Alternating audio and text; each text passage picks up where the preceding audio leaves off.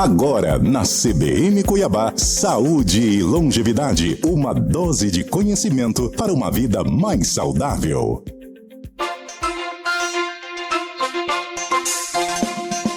Simbora de saúde e longevidade. Eu já adiantei a pauta, mas você que ligou o rádio agora, bem-vindo, bem-vinda. Nessa tarde, nós vamos falar de engasgos e também problemas de deglutição. É o que tem acontecido com você, com alguém próximo? Então, fica atento.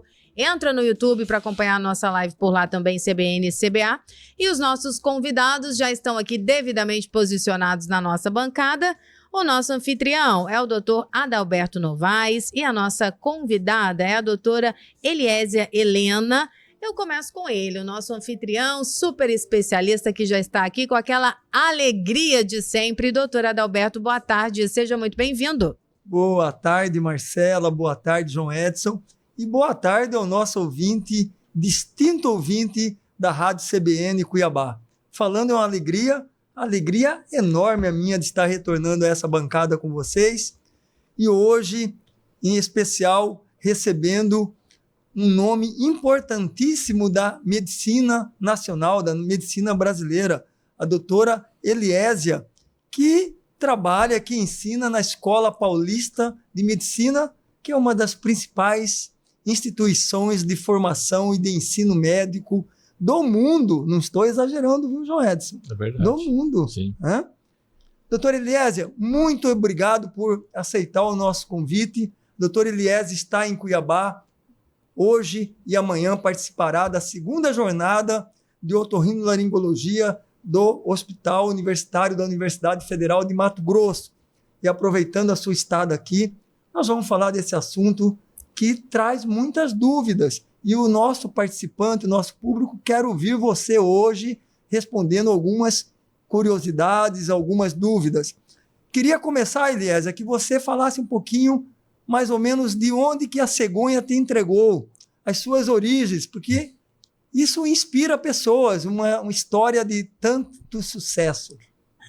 Muito obrigada a todos, é com prazer que estou aqui junto com vocês. E uma coisa que eu gosto de falar é sobre este assunto, que ele é muito corriqueiro. E eu saí do Triângulo Mineiro, minha mãe rezava muito que eu não atravessasse o rio e que o meu sonho era estar em São Paulo. Tem uma música, né, que é do... Eu não lembro quem é o autor, do Rolando Boldrin, quem atravessa o Rio Grande e não volta nunca mais. Olha, para quem não sabe, o Rio Grande divide Minas com São Paulo. Ali. Triângulo Mineiro é bem interessante. Eu era muito novinha quando eu entrei na faculdade. Eu fiz faculdade em Uberaba, a Federal de Uberaba, e acabei passando na residência no Hospital das Clínicas da Faculdade de Medicina de Ribeirão Preto da Universidade de São Paulo. E depois de um tempo fiz o mestrado lá, acho que num descuido das orações da minha mãe, eu cheguei a São Paulo. E de lá, eu falo, é o melhor lugar em relação à ciência, pelo menos assim, a gente consegue, tem espaço para todos, porque a fonte não esgota. Uhum. Embora seja uma universidade federal, a gente passa por dificuldade, mas o capital humano supera.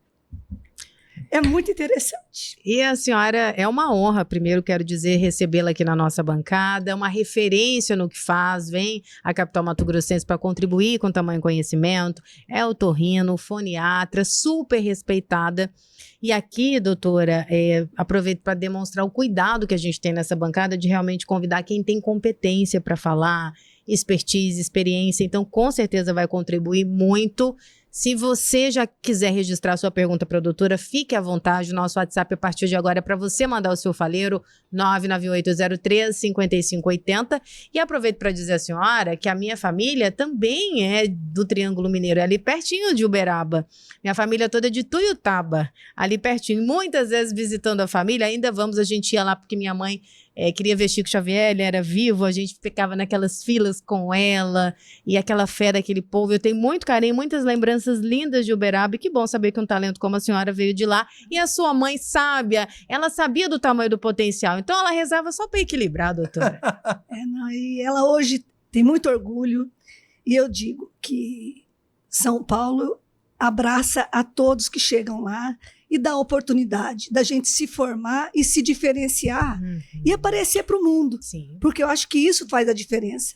Porque um hospital federal, como é o Hospital São Paulo, a gente recebe muitos casos diferentes. E quem tem compromisso com o paciente acaba estudando. Tanto é que eu voltei, eu fiz a minha vida privada primeiro.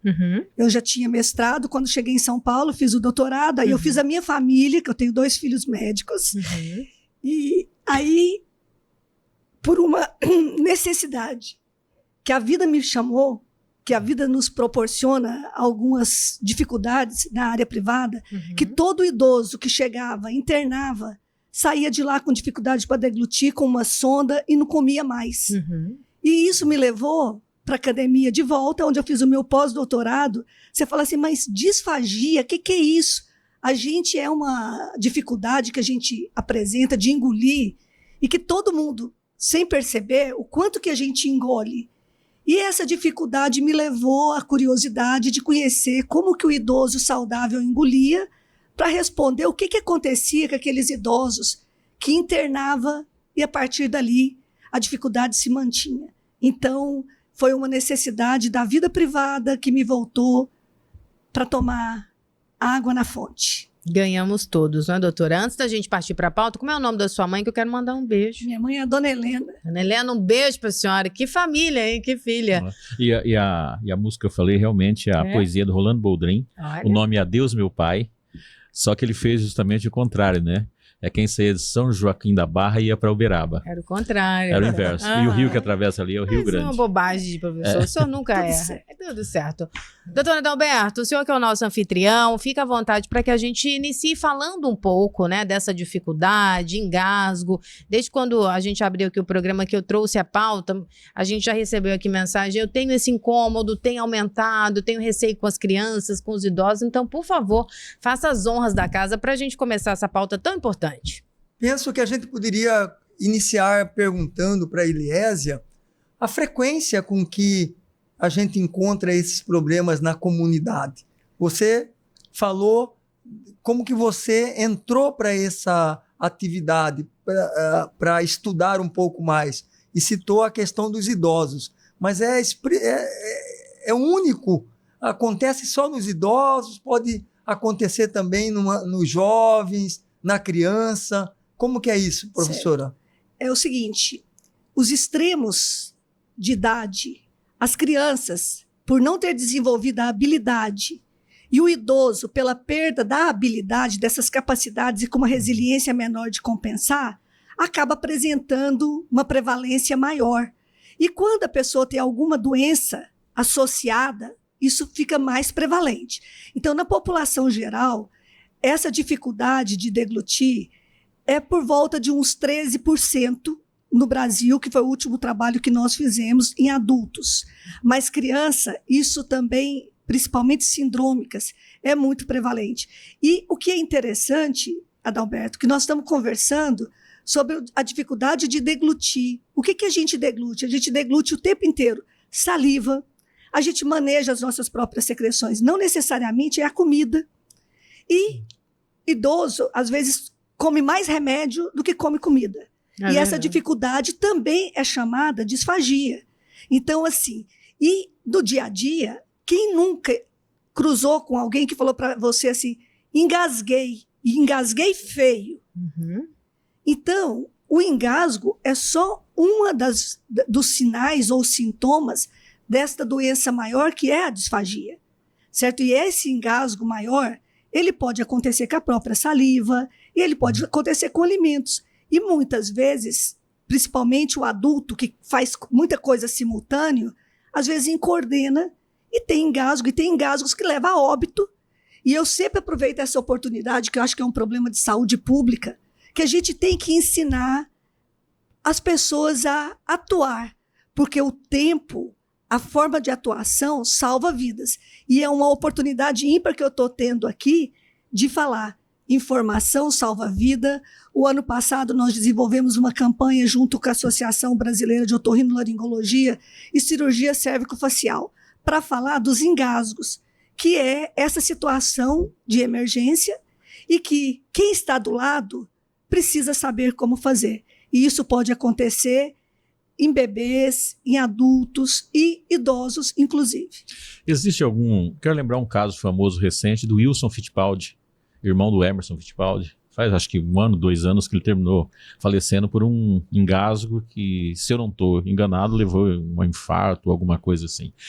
Existem algumas doenças que facilitam isso? Sim, existem sim. Hoje a gente fala, vamos voltar no idoso. A idade não é um fator de linearidade. Quanto mais velho, mais chance de engasgar. Não. Isso é muito comum, que esse também foi o último trabalho científico que nós fizemos, é acima dos 80 anos o grupo de risco. E esse grupo de risco, ele tem geralmente muitas comorbidades. Então ele já tem, por exemplo, uma insuficiência respiratória, que favorece. Esse idoso, às vezes, ele não deve comer falando, conversando, porque a parte cerebral, o idoso, ele acaba focando. Se ele está na conversa, ele desfoca para comer. Então, existe isso sim. Nós temos que coordenar o nosso foco na hora de alimentar sem distratores. Esse é um fator. O idoso que tem insuficiência respiratória, mas não a idade. As suas comorbidades e o grupo acima de 80 anos, sim, é um fator que a gente tem que considerar. E, às vezes, um engasgo, por exemplo, um macro, porque a gente também diferencia. Existe aquele engasgo que você estava comendo e coordenou e deu uma insuficiência respiratória aguda. Mas nós não podemos descartar aquele idoso que, às vezes, ele engasga com a própria saliva no decorrer da vida inteira e que chega ali por volta dos 80, isso piora também.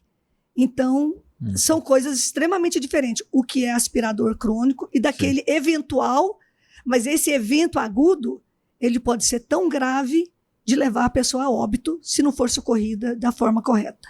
E aquela questão que muitas vezes, até com a saliva, as pessoas falam assim, entrou no buraquinho errado aqui.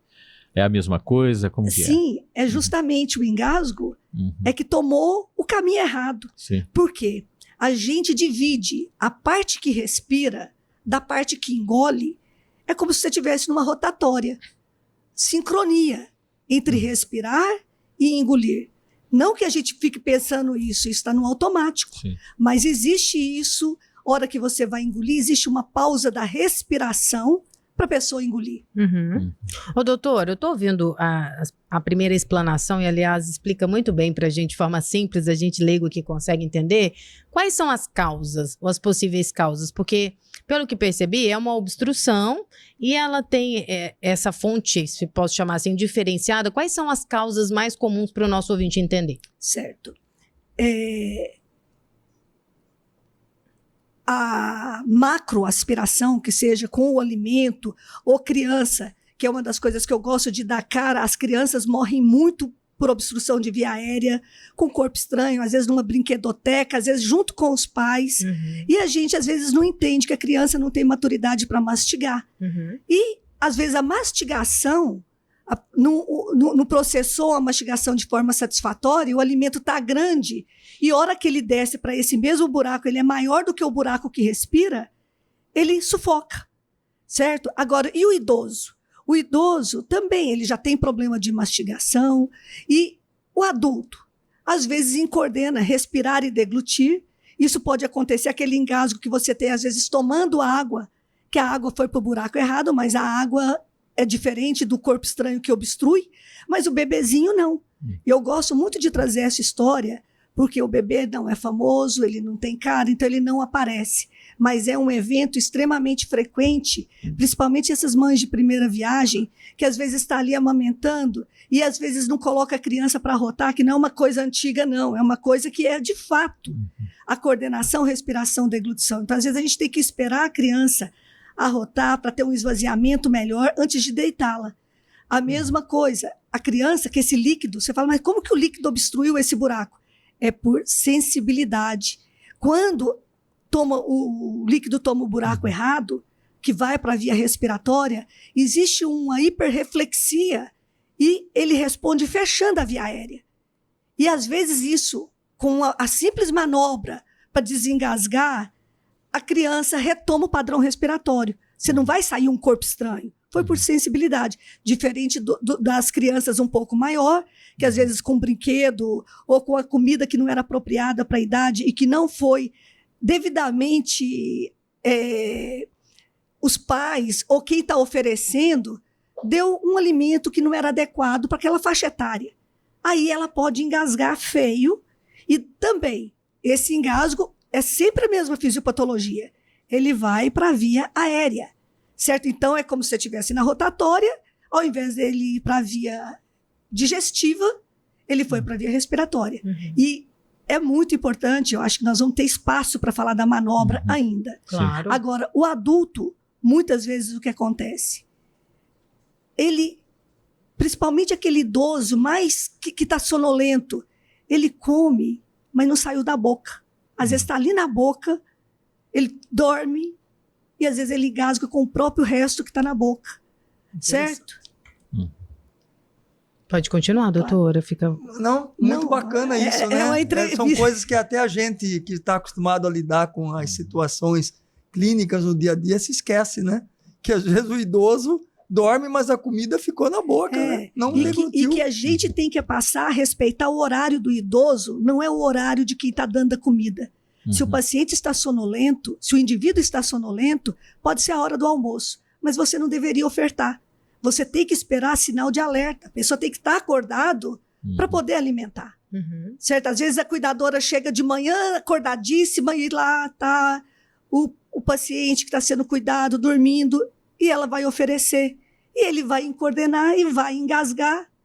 Então a gente tem que respeitar o horário de quem está sendo alimentado. E também a dieta, né, doutora? Eu fico pensando, ouvindo a senhora, que alguns alimentos, a partir de uma certa idade, eles já não são mais indicados também. Olha, na verdade, quando é idoso mentalmente capaz, ele mesmo vai fazendo as mudanças. A gente, intuitivamente, que ele sabe que ele engasga com aquilo, que aquilo ali está difícil de mastigar, ele muda. Pior são as crianças, com os amendoins, com os pipoca, e que às vezes quando você menos... E além disso, Balinha. ele cata aquela soft da nossa geração, que não é periga à toa, aquilo. mas é da nossa geração, as balas soft, que vivia matando os pais de susto. A minha é aquela bala que vira chiclete, lembra, doutora? Aquela escorrega que é uma beleza. E ela é do tamanho... Caramelo. Caramelo, eu lembrei. E essas balas é do tamanho que obstrui a via aérea. E coordenou, saiu da boca, não era na hora certa, às vezes a pessoa engasgava. E morte súbita em criança não dá para não considerar obstrução de via aérea por corpo estranho. Desculpe interrompê-la, é por conta do repórter CBN, que chega trazendo as principais notícias a cada meia hora, mas daqui a pouco, é bem rápido, a gente continua essa pauta tão importante, não saia daí. Sai fácil, né? Abriu um sorriso aí comigo. 21 de fevereiro de 2025. Daqui a pouco eu vou fazer a minha clássica pergunta para o doutor Adalberto. Se ele vai para Várzea Grande na sexta, aguarde aí que o mistério dessa resposta daqui a pouquinho para você que nos ouve de Várzea Grande, da Água Vermelha, principalmente o nosso carinho. Mas aqui na bancada a gente segue com um faleiro tão importante sobre problemas com a deglutição. É um problema que atinge crianças e a gente tem visto.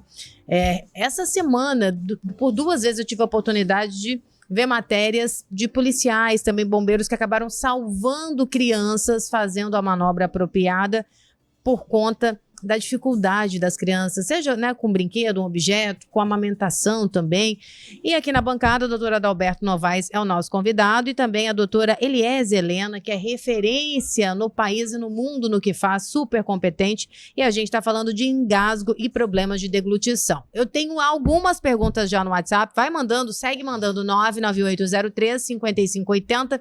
Mas Anderson, eu vou pedir a sua atenção, meu amigo, para contribuir aqui, porque a doutora, ela já explicou um pouco das causas, do perfil, da dificuldade, da obstrução, trouxe informações valiosas, mas também a gente quer abrir espaço para falar de salvar vidas, da manobra apropriada. Eu vou pedir para o Anderson, doutora, soltar o vídeo, que inclusive está na sua rede social, da manobra, e na sequência eu vou pedir para a senhora conversar a respeito.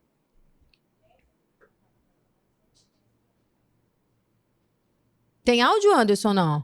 Então a senhora pode ir falando enquanto a imagem está lá, doutora. Fica à vontade. Olha, essa manobra, ela é indicada para adulto e ela chama manobra de Heimlich.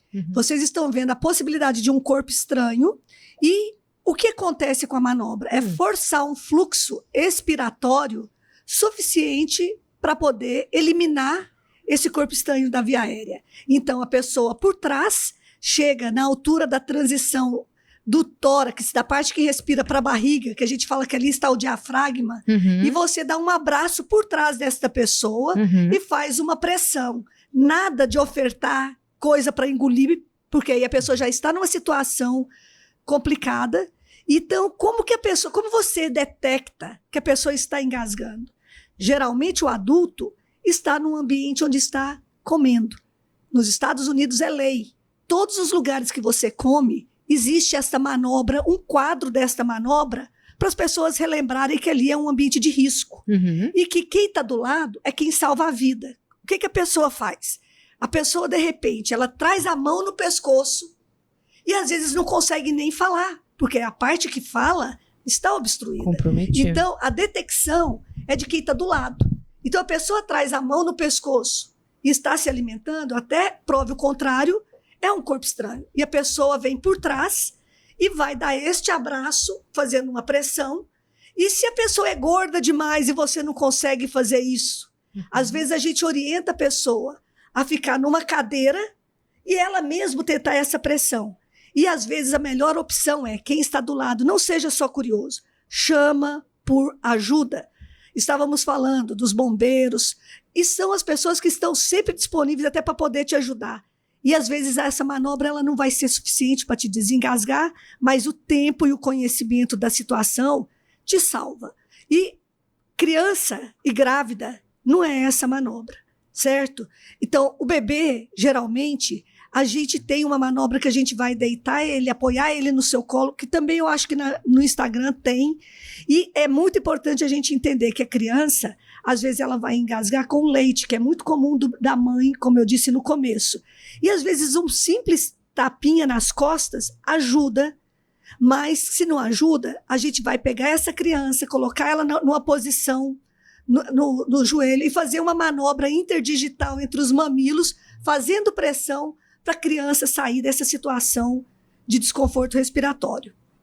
E é bem importante a gente entender, essas crianças que vão em festa e os pais trazem balão e colocam no berço, tomem muito cuidado, esse balão esvazia, a criança põe na boca e você pode ter uma surpresa com morte súbita por conta desse simples balão. Então, assim, balão, balinha, pipoca, amendoim, esse tomatinho cereja, que às vezes ele é grande o suficiente, tomem bastante cuidado, porque esses acidentes são acidentes domésticos e mata, se você não souber detectar o que está acontecendo. E isso chama muita atenção quando a gente está fazendo diagnóstico retrospectivo. Então, vamos fazer prevenção. Prevenção nas brinquedotecas, prevenção de que a criança tem que estar com a dentição apropriada para determinadas ofertas de alimentos sólidos, certo? E saber reconhecer que está acontecendo um engasgo. Que explanação prática de enorme valor. Muito bacana. Se quem ouviu aqui, provavelmente vai saber reproduzir e tomar as atitudes mínimas para poder contribuir e salvar vidas. Eliezer, muito legal. E fala seu Instagram já, Eliezer, porque às vezes no final a gente esquece para poder ir atrás dessas informações aí que você colocou. Olha, meu Instagram é muito difícil, porque meu nome é difícil, mas é DRAELIEZIA, é doutora Eliésia. Tem uma pergunta aqui do Paulo. Bebida, a pessoa beber, facilita isso? E de um outro que ele diz o seguinte, quando ele está muito congestionado, renite alguma coisa, ele engasga mais, se procede isso. Bebida alcoólica, né? Bebida alcoólica. Só para ficar claro. O que acontece é o seguinte, é o outro tipo de aspiração que a pessoa, quando abusa da bebida alcoólica, e às vezes ele abusa da bebida, abusa da comida, está sonolento e deita de estômago cheio, e que com um relaxamento muito grande, às vezes a pessoa pode ter, inclusive, aspirar o próprio vômito. Então, e fica sonolento, não está com o estado de alerta melhor. Então, a gente sempre orienta para as pessoas tomar cuidado, que isso pode acontecer. Às vezes, a pessoa pode ter só uma regurgitação Não chega a ser um vômito, mas pode coordenar entre respirar e engolir e aspirar aquele conteúdo, certo? E isso, às vezes a pessoa confunde. Quando você aspira isso, a gente chama de pneumonite química, que é o conteúdo do estômago.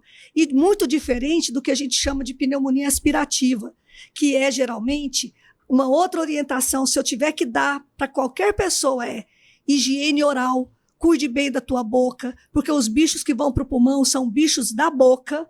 E aquelas pessoas que têm dente de estimação que não funciona, são caquinhos, e nós, otorrinolaringologistas, abrimos muito a boca das pessoas. Então, a gente tem que ter essa função social de orientar. Se o dente não tem função, não deixe ele de estimação para juntar bicho e favorecer pneumonia aspirativa. Tem uma pergunta aqui, aliás, ela apareceu 2 vezes, de pessoas narrando que engasgam com a própria saliva e ficam preocupadas que isso vem aumentando e com a idade isso piorar. E aí eles perguntam por que isso acontece, se tem característica genética também, porque principalmente está dizendo aqui, quem está conversando conosco é o Flávio, ele está dizendo, Marcela, principalmente se eu tiver que falar em público, parece que a garganta seca aí é com a própria saliva. Então, doutora, tem gente que é mais propício para engasgar com a própria saliva e há algum alerta importante? Flávio, obrigada pela pergunta.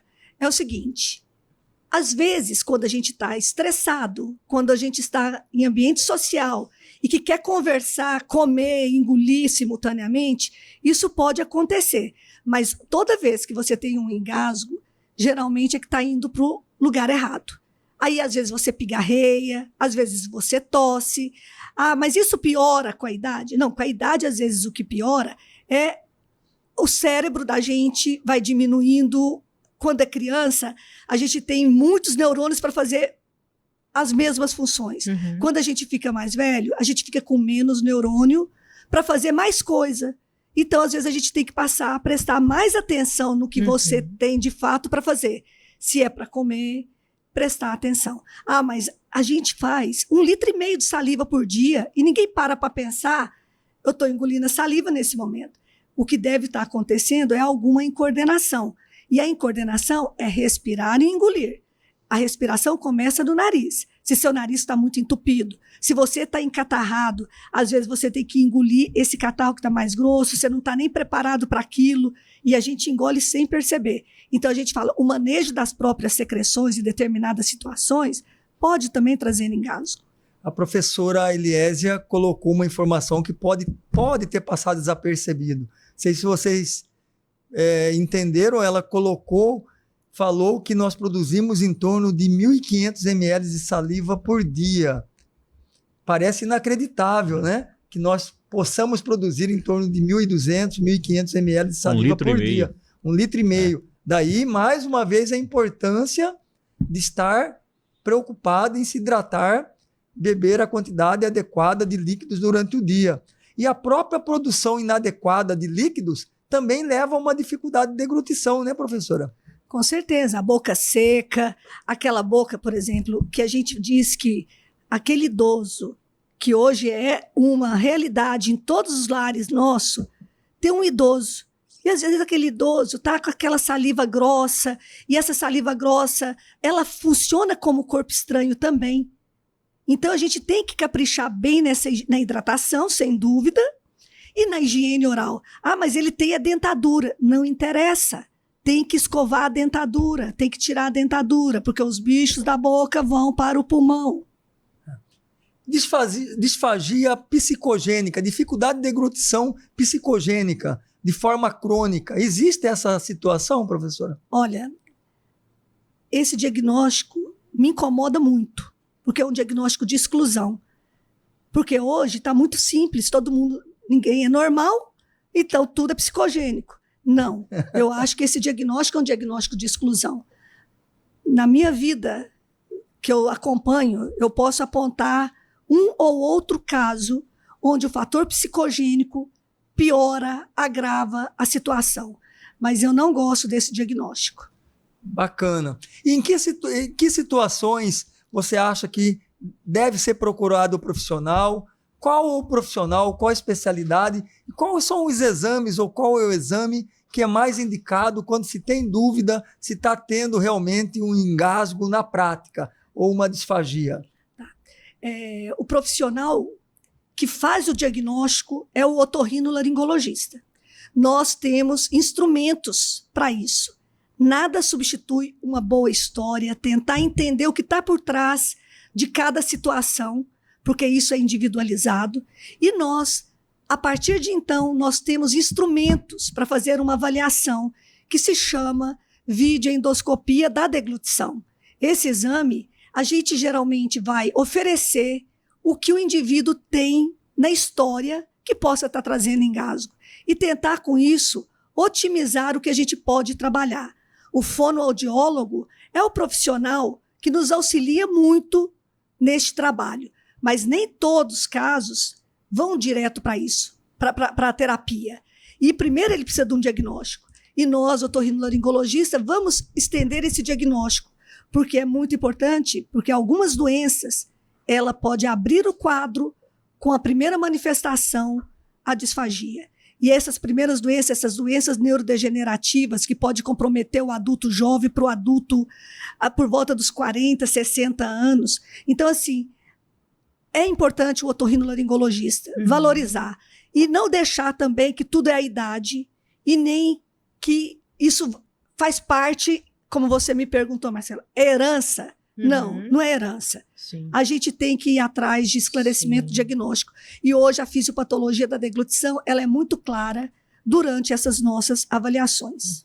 Doutora, tem uma pergunta aqui que eu achei tão valiosa, é a Vanessa, e ela conta que tem um bebê de 8 meses e ela amamenta, e ela tem muito receio da bebê engasgar, e ela vê as manobras, a senhora citou a manobra em adulto, e ela pede orientação no caso de criança, principalmente porque as mães ficam muito preocupadas, a cada amamentação ela está vivendo uma tensão, então eu gostaria que a senhora conversasse com a nossa ouvinte e com todos, né, que estão nessa situação. Vanessa. Vanessa, boa tarde, obrigada pela pergunta e oportunidade de resposta. Primeiro, você não pode ficar nessa situação de estresse. Faz parte da vida. Sim. Então, o que a gente tem que fazer é ter tranquilidade, porque a criança absorve o seu estresse também. Então, hora de amamentar, um ambiente tranquilo, ela vai amamentar geralmente numa posição mais confortável, que não é deitada, que às vezes nós, mãe, estamos cansadas e acha que é a nossa obrigação, a criança já dá conta de segurar e vai mamar deitada. Não. A criança tem que mamar numa posição mais semi-sentada mesmo. E depois que amamentar, você precisa esperar para não deitá-la de imediato. Por isso os bebê confortos aí nos ajudando. E a gente esperar que essa criança vá evoluindo e você fique tranquila. Agora, o ano passado, a gente fez essa campanha pela ABOL, que é a Associação ABORL-CCF. Inclusive, fizemos muitos trabalhos disponibilizados, possivelmente no Otorrino e Você, dá uma olhada. E neste programa, a gente fala de como que deve ser a manobra para desengasgar. E muito interessante também é você ficar atenta ao desenvolvimento daqui para frente dessa criança e só tomar muito cuidado com o corpo estranho. E boa sorte para você. Eu vou colocar a pergunta do Júlio César, porque ele mandou até um áudio, ele está com medo do nosso tempo, doutora, mas a gente vai conseguir aproveitar bem. Boa tarde a todos, boa tarde Alberto, né? Acho que a gente ainda não se falou esse ano. Boa tarde, doutora, boa tarde, professor João, Marcela. Dentro do assunto, eu tenho uma questão que me aflige muito, que eu tenho um problema sério de deglutição. Eu já tive 3 episódios de quase falecimento por causa disso. Parece que você está engolindo, parece que vai descer do lado certo e desce para os pulmões. A primeira vez me aconteceu com farofa. E eu acredito que se eu não fosse uma pessoa tranquila e usasse de raciocínio na hora, eu teria ido. E essa foi na segunda vez que isso me aconteceu. Como que pode ser evitado, gente, sobre isso? E falando em otorrino, fazer aqui uma menção ao nosso inestimável amigo Dergan, não é, Beto? Porque um excelente profissional e que nos deixou no final do ano passado. Boa tarde a todos. Júlio César é o nosso ouvinte fiel, doutora. Boa tarde, Júlio César. Aí vai uma dica. Se a farofa não vai bem, evite. É o que todo mundo costuma fazer. É o que a pessoa costuma fazer. O que acontece? Intuitivamente, a pessoa começa não dá. Isso é muito comum com o pessoal do Nordeste também, que de manhã, do café da manhã deles, são coisas muito secas, e a gente começa a falar. Então, evite, seja coisa mais umedecida, e evite comer a farofa conversando, certo? E sem exagerar na bebida também, né, professora? Não, sem dúvida, que às vezes uma coisa puxa a outra. Olha aí, Júlio. Mas treine os seus colegas para te desengasgar, caso isso aconteça, porque você sozinho, às vezes, não dá conta. Certo? Mas, às vezes, essa farofa é justamente porque ela é muito seca e o bolos não vai de uma forma adequada para o esôfago. E ele fica ali na garganta. Então, assim, procure... Doutora, e ele narrou que quase 3 vezes situação de óbito. Ele deve procurar alguma fisioterapia respiratória, um profissional, algo que possa evitar a crise ou não? Não, eu acho que esses episódios que são coisas esporádicas, geralmente é mais incoordenação e o alimento inapropriado para ele. Porque às vezes a pessoa tem a sensibilidade individual. E essas paçoca, essas farofas secas, às vezes o melhor que a pessoa faz, se os 3 eventos for com isso, seria evitar não esse come tipo mais, de né? alimento. Júlio, Larga de mão, Júlio. larga de mão, Júlio. Júlio, você não me falou nada disso ainda. Ah lá. Hã? Tá lá. O Júlio é companheiro de futebol na Associação Médica, nas nossas Tá quartas-feiras. escondendo do senhor. Não tinha relatado, fica com medo de falar algum problema, né? Você está Mas convidado aí no meu consultório, tomar aquele cafezinho, Ai, é maravilhoso. aproveitar para que eu examine, avalie. Aquele biscoitinho lá, ele é sequinho, mas é bom, né, Bom doutor? demais, Ave né? Mas como Maria. ficar sem a farofa de banana? Pois Esse é. é uma série. Vai ser um sofrimento. Vamos arrumar, A senhora comeu? uma outra solução para ele, viu, professora? Vamos. Ficar sem a farofa de banana, ele não vai conseguir, não. A senhora comeu farofa de banana já aqui? Comi, Gosta? gostei. Tá. É difícil ficar sem ela. Mas põe o feijãozinho em Isso aí. cima. Molha a farinha. Umedece. Molha a farinha. Umedece. Vai dar. Não, ontem eu... Como que é? Pichiu cuiabano? Piché. É piché cuiabano. Sim, é outra. Também é outra muito Sim. seca. Então, ontem foi servido pra gente no mousse de maracujá. Mistura. Fica desce mais fácil. Desce É bom. Mais liso, mais com redondo. certeza. Doutora, nós estamos nos minutos finais. Eu agradeço imensamente a generosidade em conversar conosco. Fique à vontade para as considerações, para se despedir. Eu sei que a senhora também quer falar de educação nesses últimos minutos e que a gente possa conversar mais vezes de forma virtual por aqui. Muito obrigada pelo convite e a oportunidade de dar visibilidade àquelas pessoas que às vezes não têm oportunidade no dia seguinte para contar para a gente o que aconteceu. E às vezes os famosos tomam a capa dos jornais, mas as crianças não. E o teu vizinho que às vezes não tem, não cai na rede. E isso acontece muito, as mortes súbitas por engasgo, geralmente um macro engasgo. Mas se eu tiver que deixar uma última orientação cuide bem da sua boca, porque as pneumonias aspirativas matam tanto quanto os engasgos. Muito obrigada, doutora. Como é o nome de quem acompanha a senhora tão gentis aqui conosco? Vamos agradecer. Adalberto! A Adalberto, ela tá Sim, também é Adalberto? Não é Eu não sei o que possível. acontece aqui no Mato Grosso, Mas, todo mundo é gente, Adalberto. O seu marido é Adalberto mesmo? Sim, só que... Xará? Obrigada pela Curiosidade. E o companhia. doutor Anderson. Doutor Anderson, obrigada também pela companhia aqui no estúdio. Quem diria, hein? Estamos com a maior quantidade de Adalberto em Mato Grosso no mesmo História espaço. mato-grossense. Existe quantos? 2. Cadê os 2? Estão Se aqui. combinasse, eu não ia conseguir um Adalberto para trazer aqui, viu, Xará, Marcelo? que isso, hein? Doutor, Muito fique à vontade bom. para se despedir. E a minha pergunta clássica, hoje tem água vermelha ou não tem? Hoje não vai ter água vermelha, porque às 18 horas nós temos o início, a abertura da nossa segunda jornada de otorrinolaringologia do estado de Mato Grosso, que vamos contar com a Eliésia e com o professor Fernando Ganança, que é um outro ícone da otorrinolaringologia brasileira, também da Escola Paulista de Medicina, que estará brilhantando o nosso evento, trazendo conhecimentos para a nossa comunidade na área de saúde. Convidar os profissionais, os acadêmicos das nossas escolas de medicina, para que estejam conosco e possam aproveitar esse momento privilegiado que nós vamos ter hoje à noite e amanhã cedo no auditório do Conselho Regional de Medicina de Cuiabá. Muito obrigado a todos vocês, foi excelente, Eliésia, muito obrigado. Eu que agradeço a oportunidade que vocês nos deram. Obrigada. Bom evento para vocês e portas abertas para muitos faleiros. Professor João Edson, mais uma semana vencida, cada um para Mais suas uma. casas. Vamos para casa para voltar para a última semana de fevereiro, Pois é. terminando com carnaval. Carnavalesca. Tá aí, né? Vamos combinar na sexta de vir ao estilo Vamos, carnavalesco? vamos ir. Topa, professor? Vamos ir de máscara. Já tem muita gente que vai esperar esse dia. Obrigada, professor. Bom final de semana para todos. Washington Guimarães, obrigada pela companhia. Camila Ribeiro, nossa chefe de redação. Anderson Souza e, principalmente, obrigada a você, ouvinte, pela preferência, pela companhia.